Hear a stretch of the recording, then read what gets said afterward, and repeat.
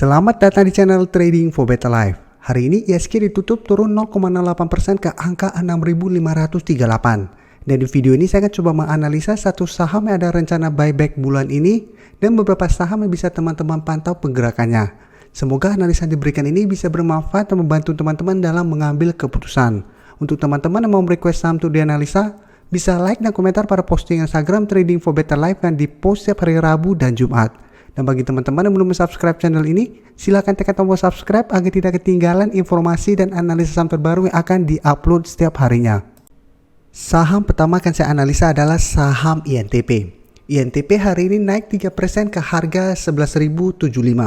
Bisa kita lihat di grafik, walaupun 3 hari terakhir ini bergerak naik secara tren, INTP saat ini masih bergerak downtrend. Karena sudah turun di bawah garis EMA 50 dan 150. Jadi saat ini garis EMA 50 yang saat ini di harga 11.300 dan garis EMA 150 di harga 11.425 sudah berupa resisten. Dan dalam beberapa minggu terakhir ini memang INTP terus bergerak turun. Jadi sebelumnya sempat menyentuh harga 12.500. Dalam beberapa minggu ini terus bergerak turun, sempat turun menyentuh harga 10.500 dan masih bisa bertahan, saat ini kembali rebound. Untuk support berikutnya bisa kita lihat di support psikologis di harga 10.000. Kenaikan hari ini memang karena keluar berita INTP akan melakukan buyback saham.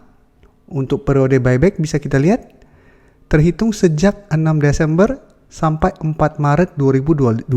Jadi mulai minggu depan. Dan dari data broker summary, kenaikan 3% ini terlihat ada sedikit akumulasi. Tapi asing masih terus melakukan distribusi pada saham ini. Jadi dari data yang kita dapat, walaupun beberapa hari terakhir ini INTP berhasil rebound dari support di harga 10.500, tapi teman-teman harus hati-hati. Karena secara tren dia belum bagus dan dia masih harus naik menembus garis EMA 50 dan 150. Dan biasanya apabila mau buyback, harganya akan dibuat turun dulu. Jadi tetap harus hati-hati. Jadi paling aman apabila teman-teman mau entry, tunggu kembali di sekitar support di harga 10.000 sampai 10.500. Jadi jangan beli dekat dengan garis EMA 50 dan 150. Karena apabila ternyata gagal break, INTP masih ada potensi untuk berbalik arah. Jadi harus hati-hati. Selanjutnya saya akan coba bahas temannya, yaitu saham SMGR. Saham SMGR bisa kita lihat saat ini masih terus bergerak turun. Dan penurunan hari ini membuat SMGR sudah turun di bawah support di harga 8.000. Jadi hari ini SMGR turun 2% lebih ke harga 7.900. Dan dalam 1 bulan terakhir ini bisa kita lihat SMGR terus bergerak turun. Jadi apabila support di harga 8.000 ternyata terlewati minggu depan, SMGR berpotensi untuk lanjut turun menuju support berikutnya di harga 7.700. Untuk data broker summary pun bisa kita lihat saat ini masih distribusi, dan asing 1 bulan terakhir ini jika kita lihat terus distribusi saham ini. Jadi saat ini SMGR belum layak untuk kita entry karena secara tren masih terus bergerak turun. Walaupun ada potensi untuk rebound, hati-hati, bisa saja rebound itu hanya rebound sementara. Jadi paling aman adalah tunggu ada tanda-tanda reversal trend baru teman-teman entry. Tapi ingat, walaupun berhasil ada tanda-tanda reversal trend, dia harus break garis EMA 50 dan 150 baru bisa uptrend kembali. Jadi jika teman-teman tunggu di sekitar harga 8.000, apabila dia berhasil rebound, untuk target take profit jangka pendek bisa di sekitar harga 8.400. Untuk garis EMA 50 bisa kita lihat saat ini di sekitar harga 8.750. Jadi apabila teman-teman mau entry saham downtrend seperti ini, tunggu di daerah support. Apabila pada saat rebound mendekati resisten ternyata gagal break, sebaiknya take profit untuk lebih amannya. Berikutnya saya akan menganalisa saham Medco. Medco hari ini masih naik 2% lebih ke harga 488.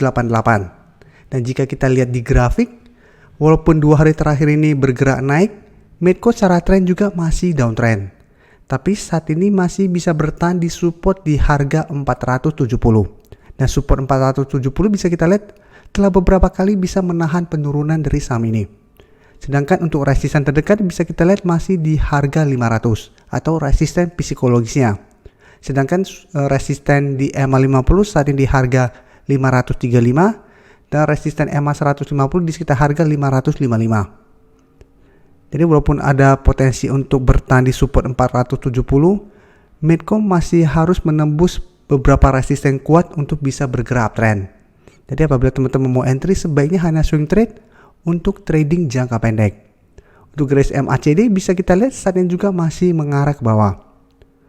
Dan dari data broker summary, kenaikan 2% lebih ini ada akumulasi. Tapi asing melakukan sedikit distribusi.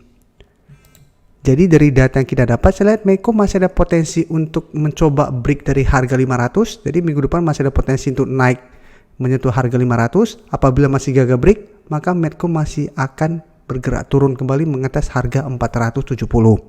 Jadi apabila teman-teman sudah mempunyai saham di sekitar harga 470, bisa pertimbangkan untuk take profit apabila ternyata minggu depan Medco masih gagal break dari harga 500. Tapi apabila harga 500 berhasil terlewati Medco minggu depan, maka secara tren akan mulai lebih menarik karena harga 500 akan berubah menjadi supportnya dan harga 500 akan menjadi support yang lumayan kuat untuk saham ini. Jadi layak untuk di hold apabila harga 500 terlewati.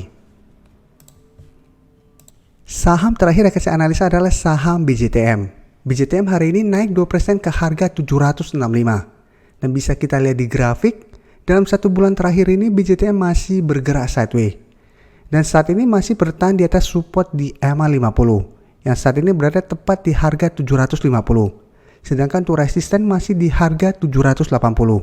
Jadi beberapa kali BJTM berusaha untuk naik di atas harga 780 masih gagal break. Tapi pada saat gagal break dan turun menuju support di EMA 50, BJTM masih bisa bertahan.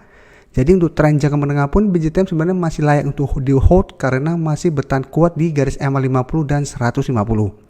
Untuk garis MACD saat ini masih bergerak sideways. Dan dari data broker summary bisa kita lihat kenaikan 2% ini masih ada akumulasi. Dan asing juga 2 hari terakhir kembali masuk melakukan akumulasi tapi jumlahnya masih kecil. Jadi dari data yang kita dapat, saya lihat BJTM juga masih ada potensi untuk naik mengetes harga 780. Tapi potensi untuk break seperti masih kecil apabila belum terlihat ada akumulasi besar. Jadi selama belum ada akumulasi besar, saya lihat BJTM minggu depan juga masih akan bergerak sideways. Jadi manfaatkan kesempatan ini untuk swing trade, beli di sekitar daerah support dan take profit apabila terlihat masih gagal break dari resisten ini. Atau memang mau hold untuk investasi, untuk BJTM juga masih sangat oke saat ini. Terima kasih telah menonton video ini. Like dan share video ini bila bermanfaat bagi teman-teman. Dan support channel ini dengan cara tekan tombol subscribe agar channel ini bisa makin berkembang dan bisa membantu lebih banyak orang lagi. Terima kasih.